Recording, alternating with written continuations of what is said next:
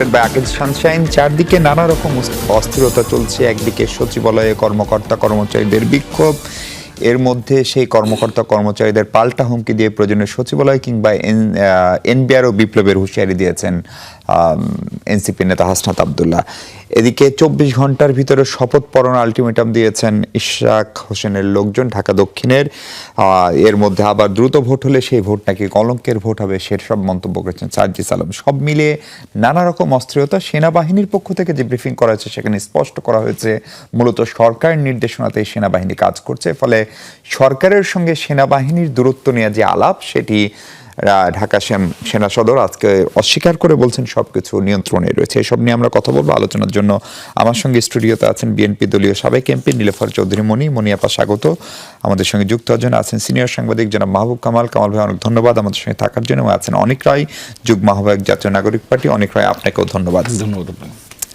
আমি মাহবুব ভাই আপনাকে দিয়ে আলোচনাটা শুরু করতে চাই। আপনি দীর্ঘদিন সাংবাদিকতা করেন, সচিবালয়ে বিভিন্ন সময় আমরা আমলাদের ছোটখাটো বিক্ষোভ আন্দোলন দেখেছি, কিন্তু দুটো প্রশ্ন। একটা হচ্ছে এই সচিবালয়টা হঠাৎ করে এই পরিমাণ উত্তপ্ত কেন হলো, সব কর্মচারীরা এইভাবে কেন নামে আসলো, এবং এই আইনটা এখন করা খুব জরুরি ছিল কিনা সেই প্রশ্ন কেউ কেউ তুলছেন। এবং তার বিপরীতে হাসনাত আব্দুল্লাহ সচিবালয় বিপ্লবের হুঁশিয়ারি দিয়েছেন, সেগুলোকে কিভাবে মূল্যায়ন করেন? Thank you. দেখেন, this is never in the history of 53 years. এইভাবে 96-এ একবার হয়েছিল, সেটা বের হয়ে এসে জনতার মঞ্চ বাইরে এসে, তাও কি সবাই না, a section of bureaucrats. This is for the first time that the whole bureaucracy মানে আপনার মুভমেন্টে চলে গেছে, মানে নিচের লেভেলের সবাই। দেখেন মানে কী চলতেছে আর কি, মানে this is a state of nature. এটা প্রকৃতির রাজ্য, রাষ্ট্রের মধ্যে প্রকৃতির রাজ্য চলতেছে। রাষ্ট্র গঠন হয়েছিল কেন? মানে যখন প্রকৃতির রাজ্য ছিল, মানে নিয়ম কানুন নাইতে, তারপরে সোশ্যাল কন্ট্রাক্ট থিওরি, সামাজিক চুক্তির মাধ্যমে রাষ্ট্র গঠিত হয়েছে। কিন্তু এটা একটা রাষ্ট্র, বাট উইদিন দি স্টেট আর একটা স্টেট অফ নেচার, প্রকৃতির রাজ্য, মানে যা যেভাবে পারতেছে। এই যে আপনি বললেন না, এই যে কারণে হচ্ছে আর কি, তারা তো ইতিহাস জানে না, আমি একটু জানাই তাদেরকে। সেটা হচ্ছে 75-এ আপনার বঙ্গবন্ধু PO 9 করছিলেন, একদলীয় শাসনের, প্রেসিডেন্সিয়াল অর্ডার 9। প্রেসিডেন্সিয়াল অর্ডার 9-এর মাধ্যমে ঊর্ধ্বতন কর্মকর্তা কোনো কারণ দর্শানো ছাড়া অধস্তনকে বরখাস্ত করতে পারবে। That was the spirit of এইটা। তারপরে বঙ্গবন্ধু যখন নিহত হয়ে গেল, তখন খন্দকার মোস্তাক টুক ওভার, উনি PO 9টা বাতিল করে দিলেন। করার আগে এই PO 9 যার পরামর্শ হয়েছিল, ST হোসেন, সে বঙ্গবন্ধুর আত্মীয় হয়, তাকে প্রথমে বরখাস্ত করছে ওই PO 9 দিয়ে, তারপরে ওটা বাতিল করছে। মানে যার উদ্যোক্তা যে তাকে প্রথমে ওই আইনে বরখাস্ত করছে, করে তারপরে বাতিল করছে। বটে আয়রনি আর কি। হ্যাঁ, আচ্ছা, তারপরে দেখেন জিয়াউর রহমান এসে উনি কি করলেন? উনি করলেন গভর্নমেন্ট সার্ভেন্টস স্পেশাল প্রভিশনস আপনার অর্ডিন্যান্স 1979, এটা করলেন। এটা কি করলেন? যে কোনো কাজে, মানে এমন কোনো কাজে যদি কেউ নিয়োজিত থাকেন যার ফলে অন্য কর্মচারীরা অসন্তোষ সৃষ্টি হবে এবং শৃঙ্খলা ব্যাহত হবে, বা কোনো সরকারি কর্মচারীর কর্তব্য সম্পাদনে বিঘ্ন ঘটবে, তাহলে 3টা শাস্তির একটা হইতে পারে: চাকরি থেকে বরখাস্ত, অব্যাহতি, অথবা বেতন এবং বেতন অথবা এটা কমিয়ে দেওয়া। এটা করলেন। আচ্ছা, তারপরে শেখ হাসিনা 18 সালে দেখেন উনি এই কালো আইনটাকে রিপিল করে দিলেন, এটা বাতিল করে দিলেন। বললেন যে এটা কালো আইন, করে নতুন আইন প্রণয়ন করলেন, এবং সেটাতে সবাই খুশি, এভরিবডি স্যাটিসফাইড। তাইলে আপনি শেখ হাসিনাকে বলতেছেন স্বৈরাচার, তাহলে সে তো এই কালো আইনটা বাতিল করছে। হ্যাঁ, তাহলে আপনি কেন আবার ওই কালো আইন আপনি আবার এখানে আনতেছেন? তাহলে আপনি তো তাহলে শেখ হাসিনার চাইতে স্বৈরাচারী। উনি তো এটা বাতিল করে দিয়েছেন, জিয়াউর রহমানের যে অর্ডিন্যান্সটা, ওটা তো উনি বাতিল করে দিয়ে নতুন একটা আইন প্রণয়ন করছেন। তো সেটা এভরিবডি স্যাটিসফাইড। তারপরে আপনি আবার এটাকে করে আবার নতুন আইন করতেছেন। কিন্তু নাগরিক হিসেবে আপনি কি স্যাটিসফাইড প্রজাতন্ত্রের কর্মচারীদের আচরণ, তাদের পারফরমেন্স, তাদের সেবায়? That is altogether a different question. Bureaucracy, snobbery, ব্যুরোক্রেসির মানে অ্যান্টি পিপুল মুভ, হ্যাঁ, bureaucracy was never pro people, was never from the British period, and they will never be. তাহলে- এবং এটা আমি বলি তো, যেখান ধরেন এই যে বললেন না নেভার বি, আমলাতন্ত্র গণতন্ত্রের চাইতে প্রাচীন, কিন্তু আমলাতন্ত্রে কোনো মরিচা ধরে নাই, গণতন্ত্রে মরিচা ধরছে। খেয়াল করেন, গণতন্ত্রের চাইতে আমলাতন্ত্র প্রাচীন, কিন্তু আমলাতন্ত্রে কোনো মরিচা ধরে নাই, গণতন্ত্রে মরিচা ধরছে। This is a tragedy. তো এখন দেখেন এই যে হচ্ছে না, মানে কি, মানে এই যে আমি তো মনে করি যে একটা কথা উঠছে বাজারে যে গ্যাং অফ 7, 7 কুচক্রী নাকি গভর্নমেন্টকে মিসলিড করতেছে, এটা কিন্তু একটা কথা উঠছে। কারা? এটা মানে আমি জানি না, এটা একটা রিপোর্টও হয়েছে আর কি। ছবি টবিও দেয়। হ্যাঁ, যাকে আমি নাম বলতে চাই যদি না। একটু স্পষ্ট করেন, যেটা পাবলিক ডোমেইনে আছে সেটা বলতে না সমস্যা। না, ওইটা আমি নাম পাই নাই, আমি নাম পাই আই অ্যাসিউম, বাট কিন্তু আমি তো অ্যাজামশনের উপর কথা বলবো না, আনলেস অ্যাজামশনের মধ্যে আমি কথা বলতে রাজি না। দেখেন, গ্যাং অফ 4, এইটা গ্যাং এইটা কিন্তু পুরনো কনসেপ্ট। মাও সেতুংয়ের আমলে আপনি নিশ্চয়ই জানবেন গ্যাং অফ 4 ছিল, এবং গ্যাং অফ 4 এর মধ্যে একজন ছিল মাও সেতুংয়ের ওয়াইফ হারসেলফ। সেটা জানি আমি, এই 7 এর বিষয়ে আগ্রহী। আচ্ছা, তাই না? আমি না এটা বলতেছি, এটা কেন বললাম, এই গ্যাং অফ 4 এর মধ্যে কিন্তু মাও সেতুংয়ের ওয়াইফ ছিল, তার মানে কি নিজের লোক। ঘরের লোক। হ্যাঁ, এইটা বলার জন্যই আমি এটা উদাহরণটা টানলাম। তাইলে এই গভর্নমেন্টের মধ্যে নিজের লোক যারা, তারাই আসলে গভর্নমেন্টকে মিসলিড করতেছে, তা না হলে এরকম হওয়ার কথা না, জি। এরকম এত কিছু হওয়ার কথা না। আচ্ছা, এখন দেখেন এই যে কী অবস্থা দাঁড়াইলো, এখন হাসনাত আবদুল্লাহ যেভাবে থ্রেট করতেছে, হ্যাঁ, আপনি কি পারবেন এন্টায়ার এই যে ব্যুরোক্রেসিকে বা এন্টায়ার সরকারি কর্মচারীদেরকে আপনি বাদ দিয়ে দিতে? এবং বলতেছেন যে কি অনেক শিক্ষিত এম এ পাশ অমুক টুমুক আছে, তাদের দ্বারা রিপ্লেস করা হবে। এটা এতই সোজা, মানে আমি বুঝতেছি না যে আসলে মানে এই যে যখন কথা বলে এনসিপির নেতারা, হ্যাঁ, তারা কি আসলে বাস্তবটা বোঝেন কিনা?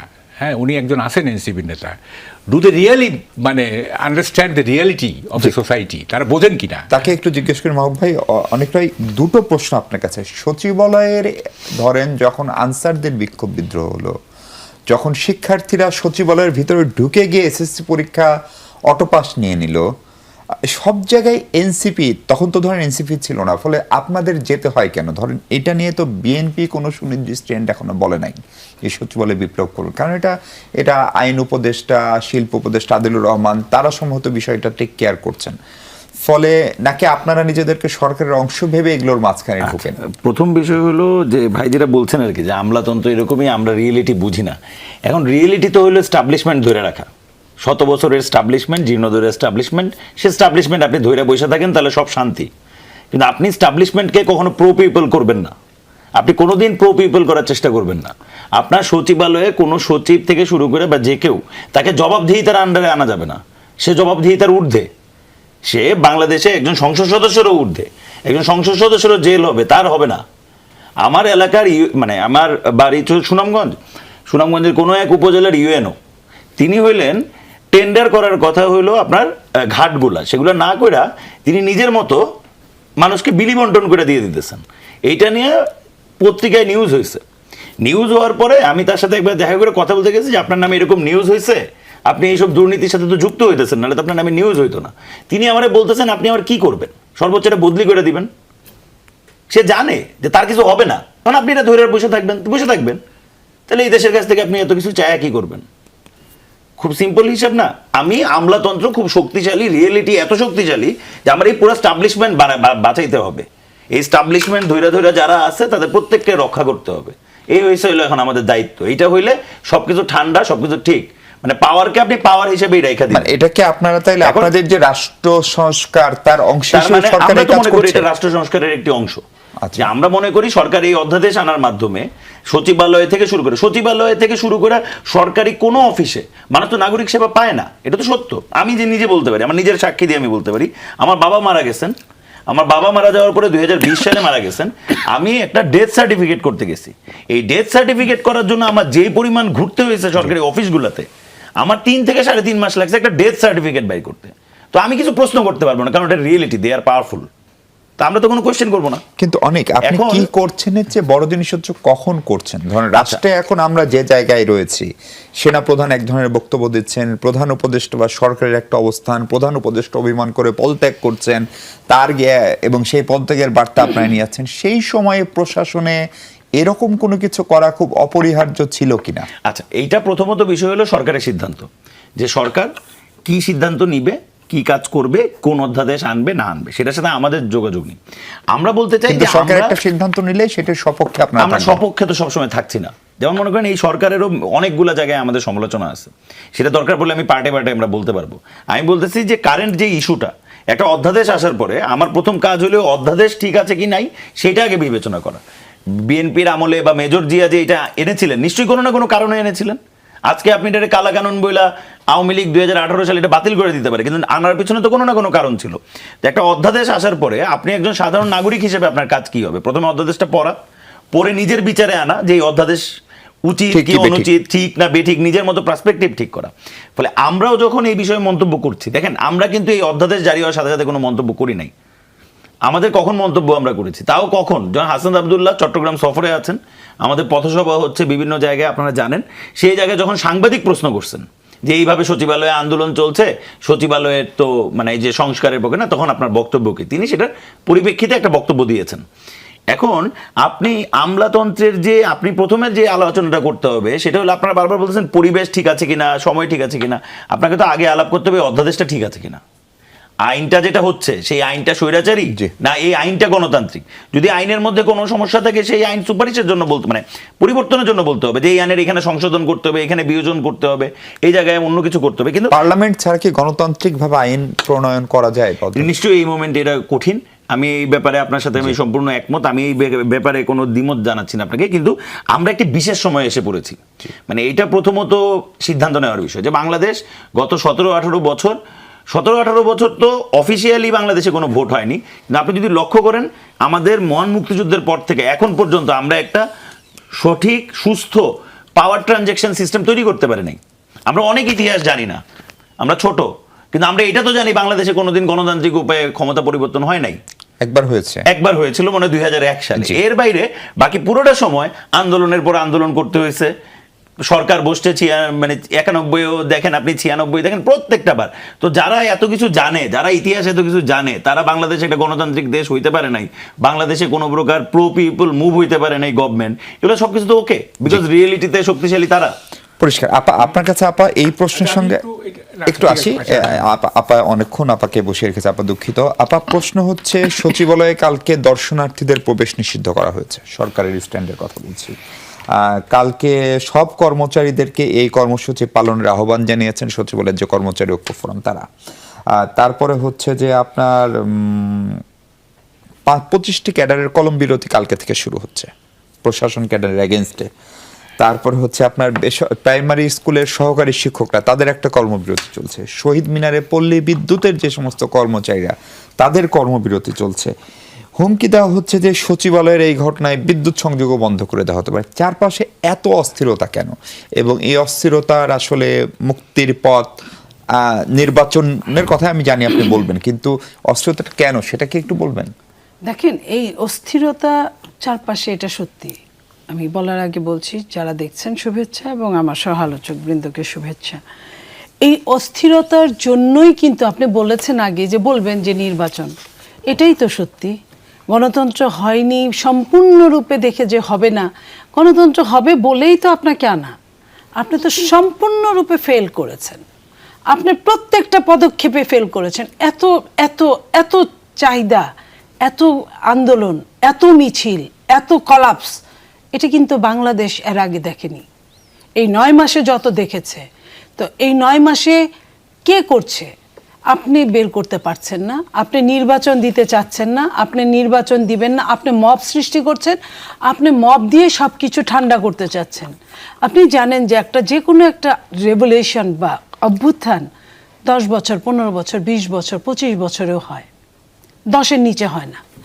সেইখানে আপনি কালকে একটা রেভলিউশন করে ডেলি রেভলিউশন করতে চাবেন, এটা তো হয় না।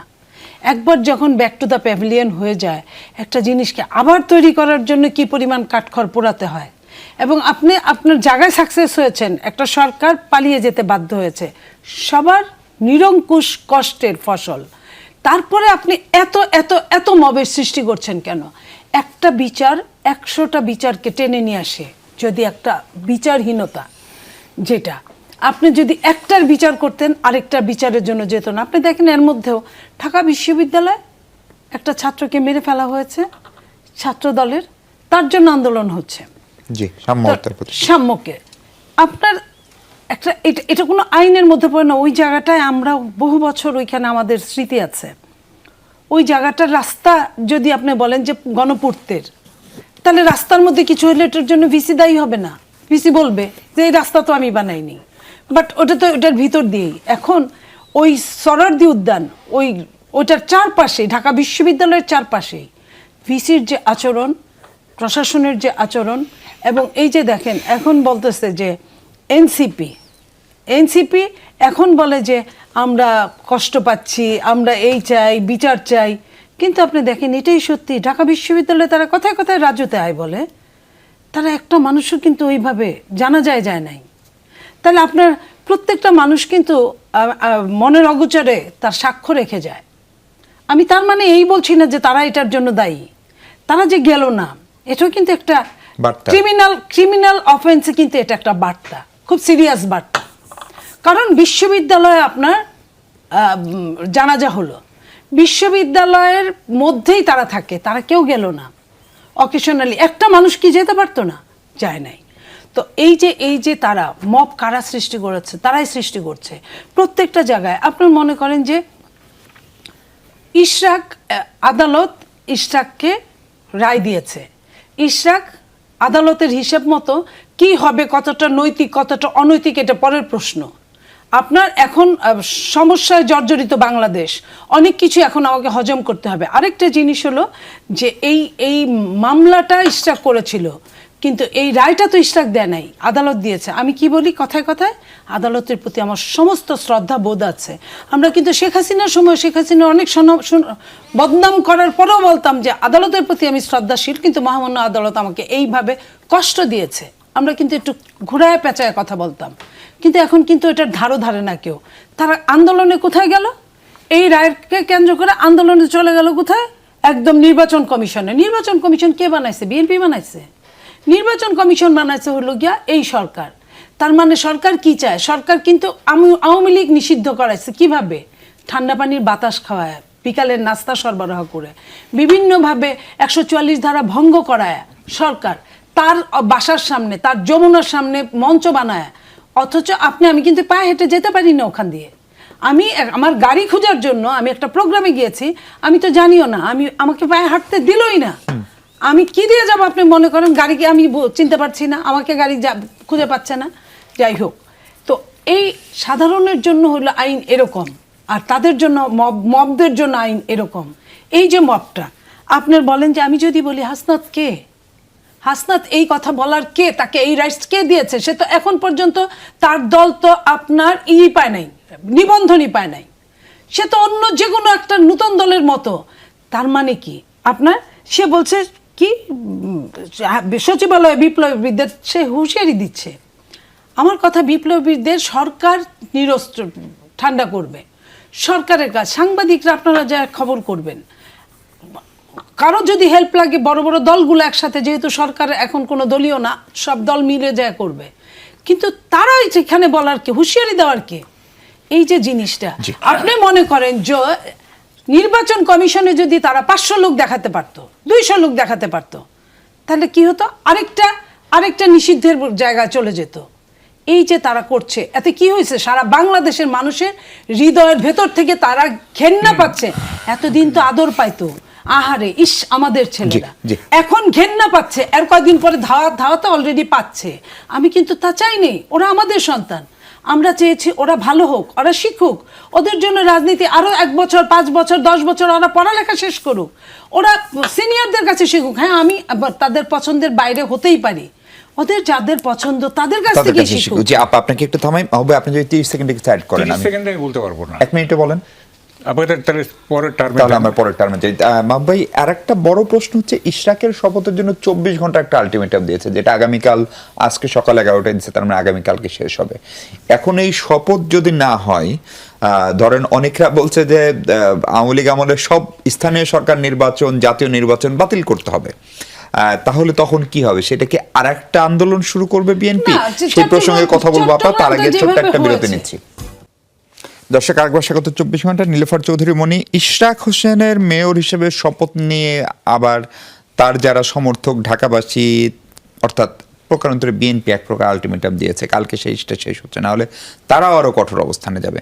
এখন এই এত সংকটের মধ্যে বিএনপির মতো একটা দায়িত্বশীল দল, আপনারাও যখন আর একটা আলটিমেটাম দেন, তখন এই শহরের মানুষ তারা কোথায় যাবে? আমাদের তো মেন আলটিমেটামটা হচ্ছে ডিসেম্বরের মধ্যে নির্বাচন।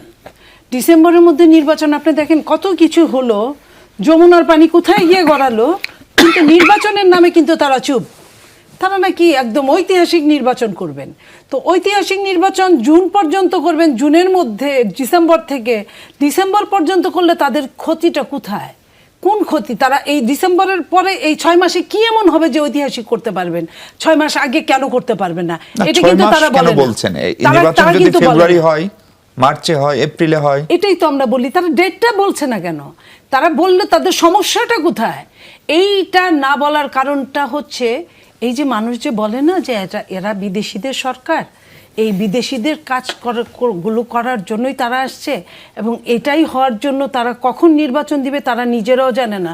নইলে যে সরকারটাকে শুধুমাত্র নির্বাচন করার লক্ষ্যে আনা হয়েছে, আপনার একবারও কি তাদের শপথের আগে বলা হয়েছে যে সংস্কার শেষ করে নির্বাচন হবে?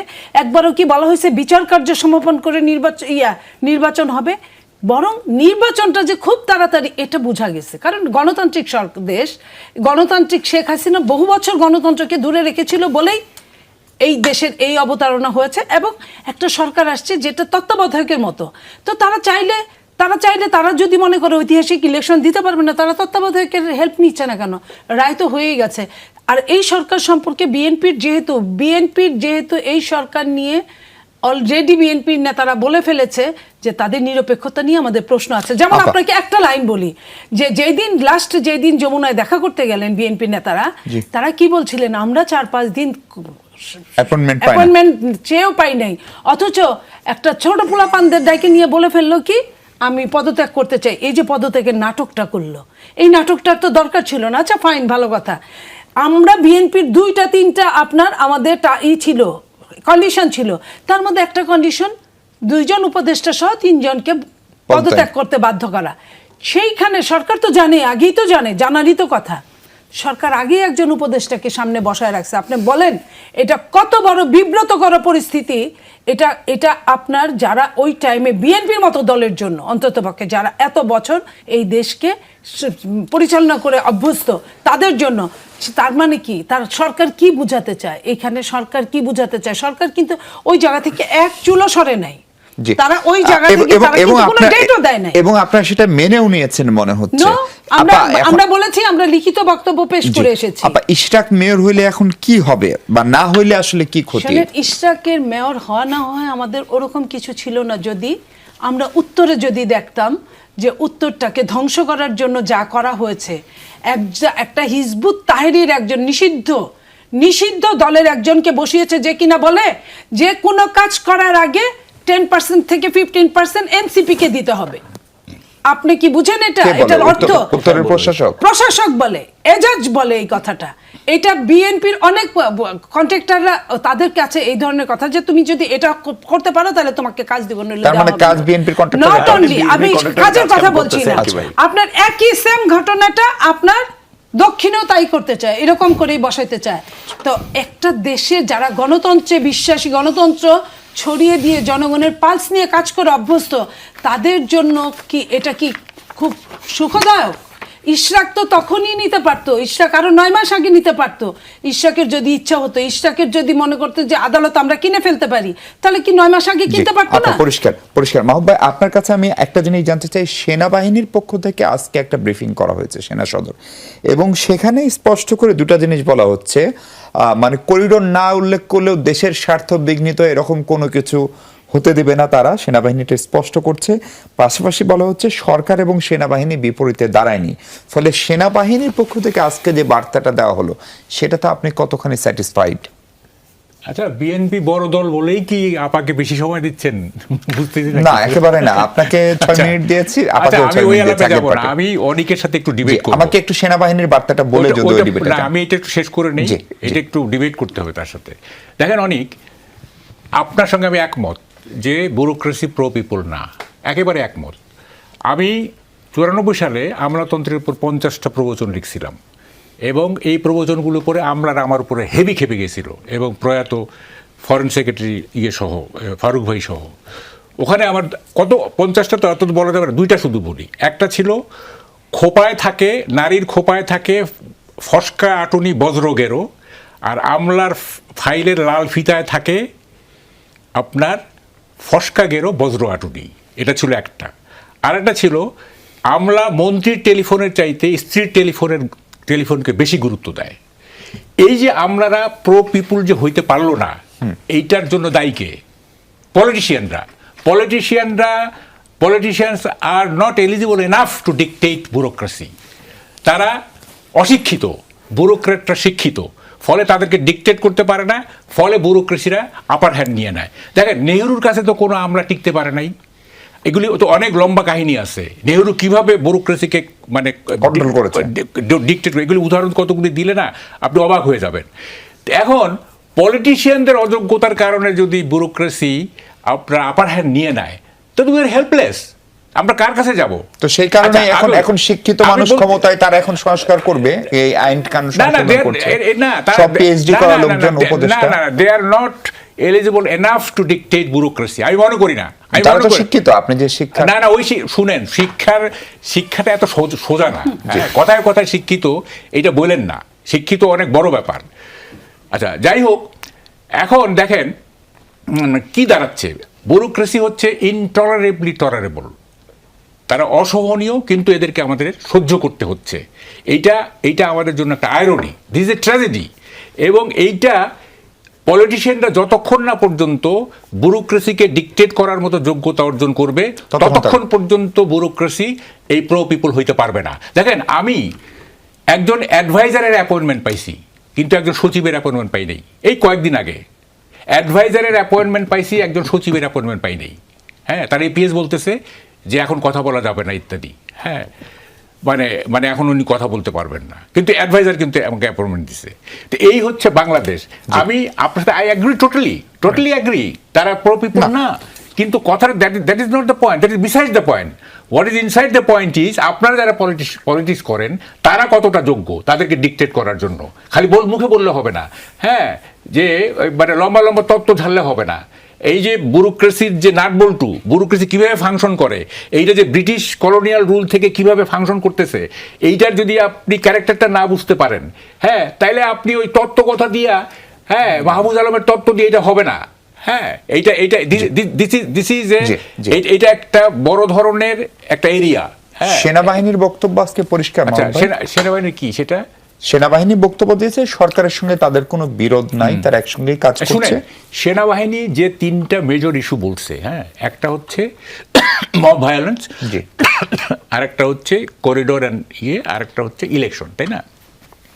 দেখেন, মানে সেনাবাহিনী এখন একটু মানে টেকনিক্যাল হয়েছে, এটা বুঝি আমরা কেন টেকনিক্যাল হয়েছে, that is not the point. কথাটা হচ্ছে যে আপনার সেনাবাহিনী তো 5th অগাস্টের পরে বলছিলেন যে আমার উপর আপনারা ভরসা রাখেন, বলছিলেন কিনা? তাহলে he is committed to the nation. তিনি এত বড় একটা জিনিস রিজলভ করে উনি বলছিলেন যে আমার উপর আপনারা ভরসা রাখেন, তাহলে he is committed to the nation. আচ্ছা, তাইলে এখন যদি সেনাবাহিনী দেখে যে আমার উপরে আস্থা রাখতে বলছিলাম পাবলিককে, এখন পাবলিক খেপে গেছে, মব ভায়োলেন্সে খেপে গেছে, তারপরে এই যে এইসব দেওয়া হচ্ছে বাইরে, খেপে যাচ্ছে, ইলেকশন হচ্ছে না, তাহলে সেনাবাহিনী কি চুপ করে? তাহলে ওই যে কথাটা বলছিল যে আমার উপরে ভরসা রাখতে পারেন, তাই না? কোন কথাটা ইললজিক্যাল আপনি বলেন? মব ভায়োলেন্স কি হচ্ছে না? একদম হচ্ছে না, হচ্ছে। তাহলে করিডোর, আচ্ছা, করিডোরের ব্যাপারে তোরা স্পষ্ট বলছে যে স্বাধীনতা সার্বভৌমত্ব আমরা কোনো আপোষ করব না, ঠিক আছে। জি। আর আরেকটা হলো ওই যে ইলেকশন, তো সেটাও ইলেকশনের টাইম শুরু থেকেই বলে আসছে তারা। হ্যাঁ, শুরু থেকে বলেছে 18 মাসের মধ্যে ইলেকশন করতে হবে, তাই না? এইখানে এখতিয়ার বহির্ভূত কেন বলা হচ্ছে?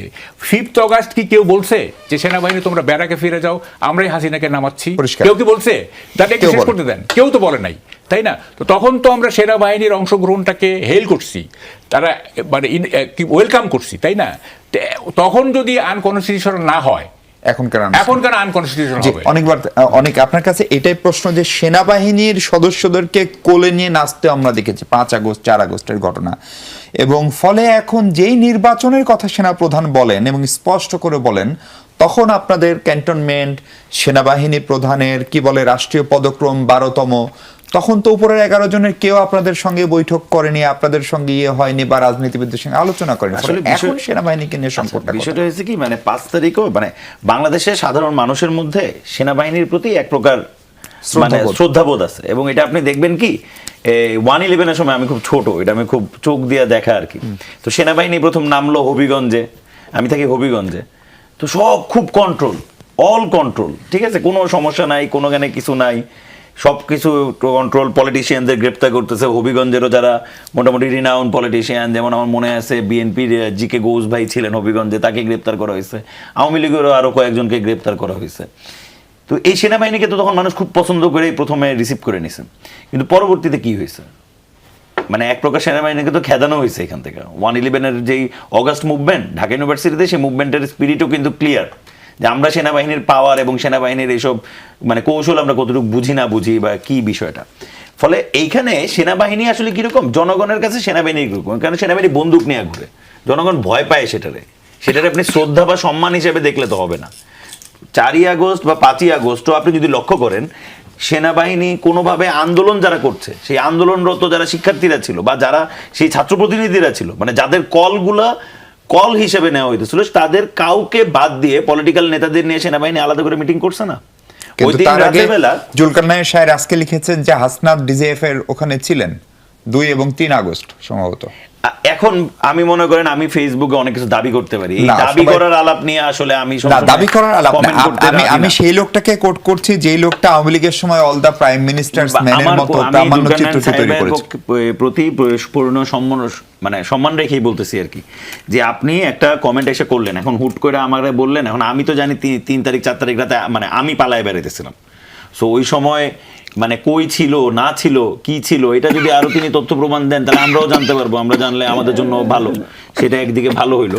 কিন্তু সেই যে ছাত্ররা মনে করেন যে নাহিদ বা মনে করেন আসিফ বা আরো যারা ছিলেন, তাদের কারোর সাথে কোনো যোগাযোগ হয়নি, উল্টা আমরা দেখলাম কি রাষ্ট্রপতি ভবনে ভুয়া সমন্বয়কদের নিয়ে গিয়ে একটা মিটিং করে ফেলা হলো, বলা হলো যে সমন্বয়করা আসছে। কে নিয়ে গেছিল, কে নিয়ে গেছেন, এটার তো অনেক রকমের আলাপ, এগুলো ফেসবুকে আছে, এগুলো আমি মনে করেন যে বলার প্রয়োজন নাই, মানুষের মতো বুঝুক, কিন্তু ঘটনাটা তো এটা ঘটছে। ফলে ফেসবুকে একটা আলাপ, কিন্তু আমাদের পলিটিক্যাল পজিশনটা খুবই ক্লিয়ার সেনাবাহিনীর প্রতি, যে আমরা মনে করি যে বাংলাদেশের একটি গণতান্ত্রিক রূপান্তর এই মোমেন্টে খুবই জরুরি। যেমন মনে করেন আমি বলতেছি তত্ত্বাবধায়ক সরকারের আন্ডারে নির্বাচন হবে, তো তত্ত্বাবধায়ক সরকার সামনেবার কিভাবে তৈরি হবে, কে তৈরি করবে তত্ত্বাবধায়ক সরকার? এই যে আমরা তো দেখছি যে বিচারপতি নরমালি যেটা হয় বাংলাদেশে, যে সাবেক বিচারপতি তিনি আসেন। এখন এইখানেও তো আমরা 2001-এর পরবর্তীতে লক্ষ্য করছি বিএনপি কিভাবে বিচারপতির বয়স সরায় ফেলা, চেঞ্জ করে ফেলা, দ্রুত অবসরে পাঠিয়ে দেওয়া, এরকম অনেক ঘটনা তো 2006-এর ইলেকশন ধরেও ঘটছে। তো এটা তো কোনো ফেয়ার পলিসি হলো না। তো আমার ফেয়ার পলিসিটা কি, আমি একটু শেষ করে ফেলাই হবে, পরে আপনি বলেন। তো আমি বলতে চাইতেছি তাহলে এই জায়গাটায় কিভাবে এই পরিবর্তনটা হবে, আমি একটু বলি তাহলে। সেটা হচ্ছে এটা কনস্টিটিউশন যেটা আছে, immediate past chief justice Obaidullah Hasan বিতর্কিত, তার আগে ইমিডিয়েট পাস্ট সেও বিতর্কিত, অ্যাপিলেট ডিভিশনের ধরন সব বিতর্কিত। আর একটা অপশন আছে president concurrently chief adviser and the president থাকবে। তো আমাদের প্রেসিডেন্ট যে হ্যাঁ, এখন আমাদের প্রেসিডেন্ট সে আওয়ামী লীগের মনোযোগ বাদ। কনস্টিটিউশন আর একটা অপশন আছে, সেইটা ইউজ করা যায়, সেটা হচ্ছে যে এত সব যদি ফেল করে তাহলে সর্বজন গ্রাহ্য একজন সে হইতে পারবে চিফ জাস্টিস। এটা কি কনস্টিটিউশন আছে? মানে ডক্টর এটা কি- মোহাম্মদ আমি তো হোসেন এখনের কথা বলতেছি না আপনাকে, আমি কখন? মাহবুব ভাই বলতেছি যে নেক্সট যে ইলেকশন হবে, মনে করেন এখন একটা ইলেকশন হইলো তো 5 বছর পরে আরেকবার ইলেকশন হবে না, উনিও সেই সেটার কথাই ইলেকশনে- বলছেন, উনিও তো না, বলছেন এর একটা সমাধান আছে। তখন পর্যন্ত তো চুপ থেকে যাবে, না, না, মানে আমার ধারণা আপনারা রাষ্ট্রপতি থাকার কি সম্ভাবনা রয়েছে কিনা? ইমিডিয়েট পার সব যদি বিতর্কিত হয় তাইলেও একটা অপশন আছে। হ্যাঁ, তারপরে এখন প্রেসিডেন্ট আমাদের এই যে সর্বজন গ্রাহ্য মাহবুব ভাই, আমরা একটা বিরতি বলছি থেকে ফিরে আপনাকে। বাকি আলাপ করি। দর্শক ফিরছে একটু পরে, আমাদের সঙ্গে থাকবেন নিশ্চয়ই। দর্শক আরেকবার স্বাগত। নীলফার চৌধুরী মনি, একদম শেষ সময়ে আমরা দ্রুত ভোট আপনারা চান। সার্জিস আলম বলছেন দ্রুত ভোট দিলে ভোটটা ভালো হবে না, এটা একটা কলঙ্কের ভোট হবে। দেখেন, এই জন্যই তো বলছি যে তাদের তো দলের, তারা তো এখনো কোনো মার্কা নিয়েই নির্বাচন করতে পারবে না। যে দলের নিবন্ধন নাই তার কথাটা আমরা বাদ রাখি, উজ্জ্বল রাখি। আমরা নিবন্ধনওয়ালা দলরা কি বলে, বিশেষ করে বিএনপি কি বলে, কিন্তু রাষ্ট্র তাদেরকে সেটা বলেন। গুরুত্ব দেয়। রাষ্ট্র আপনারা গুরুত্ব- 7 দিন অ্যাপয়েন্টমেন্ট না পাওয়ার পরে যে অ্যাপয়েন্টমেন্ট পেলেন, সেই দিনও তাদের সঙ্গে এবং জামাতের সঙ্গে প্রধান উপদেষ্টা বৈঠক করেছেন। আপনি এই একজন সংকটে। সাংবাদিক, জাতির বিবেকের কাছে কি একটু খারাপ লাগে না এই কথাটা যে বলছেন? রাষ্ট্র কোটার জন্য রাষ্ট্রের মেন মানুষটা উৎখাত হতে বাধ্য হয়েছে, সেই রাষ্ট্র আবার কোটার আমদানি করেছে। এটা কিন্তু একটা কোটা, যে কথাটা বলছেন এরা একটা কোটার মতো। তাদেরকে রাষ্ট্র মূল্যায়ন করে। কেন মূল্যায়ন করে তাদেরকে রাষ্ট্র? কারণ রাষ্ট্রের যে কর্ণধার, উনার দল, এটা রাজার দল, কিংস পার্টি। তো কিংস পার্টিকে রাষ্ট্র মূল্যায়ন করবে, সেটার জন্য কিন্তু আপনারা আছেন কথা বলার জন্য। সেটার জন্য আমরা যেমন কথা বলছি, আপনারাও কিন্তু এইভাবেই কথা বলবেন, তাদের প্রতিনিধিদের সঙ্গে এইভাবেই কথা বলবেন যে তোমাকে এত প্রায়োরিটি দেওয়ার কারণটা কি। কারণ 3টা দলকে প্রথম দিন ডেকেছে, বিএনপি জামাতের নিবন্ধন বাতিল হয়েছে, এটা কিন্তু ষড়যন্ত্র। যেটাই হোক, জামাতকে মেনে নেওয়া গেল কারণ এটা পুরানা দল। কিন্তু আপনার এনসিপিকে নন নিবন্ধন, যার কিনা গঠনতন্ত্রই হয় না এখন পর্যন্ত, তাকে এইখানে ডাকার কারণটা কি? তাকে নিশ্চয়ই ডাকার কারণ হলো ওই কিংস পার্টি। তাহলে কিন্তু আপনি মনে করেন যে দোষে শেখ হাসিনা দুষ্ট, একই দোষে কেন ডক্টর ইউনূস এই দুষ্ট গণ হবে না? অভ্যুত্থানে তাদের যে ভূমিকা, এই তরুণদের, এই শিক্ষার্থীর, সেটাকে অস্বীকার করছেন তাহলে তাদের? আপনি কি এই ভূমিকার জন্য আপনি তাকে রাষ্ট্র দিয়ে দিবেন? ভূমিকার জন্য কি 71-এ কি মুক্তিযোদ্ধারা রাষ্ট্র নিয়েছিল? না। আপনার 90-তে কি যারা আমরা আন্দোলন করেছিলাম রাষ্ট্র নিয়েছিলাম? 52-তে যারা ভাষা আন্দোলন করেছিল তারা কি ভাষার জন্য পুরো ভাষার সত্তাধারী মিটিং করলে রাষ্ট্র নিয়ে নেওয়া যায়? তো আপনি তো তাই বলছেন। এটার জন্য আপনি নাকের বদল নুরুল দেওয়ার কথা বলছেন, আপনি নুরুলের বদল নাক দিয়ে দেওয়ার কথা বলছেন। এটা তো হতে পারে না। আপনি নুরুল কেনার জন্য আপনি নাককে কেটে দিয়ে আসলেন, এটা তো হতে পারে না। রাষ্ট্র তো তারা হতে পারে না, একদম তারা সময় নেই। ছাত্র, তারা ফিরে যাবে ছাত্রত্বের জায়গায়। আপনি দেখেছেন কোথাও পড়ালেখার কথা বলা হয় এখন? না, বলা এই হয় 9 মাসে কোথাও কোনো পড়ালেখার কোনো বলা হয় না। অস্তিত্ব আমি আছে? একদম- বরং পড়ালেখাকে অটো পাস দেওয়ার একটা সংস্কৃতি চালু করেছে। আপনার সঙ্গে একমত।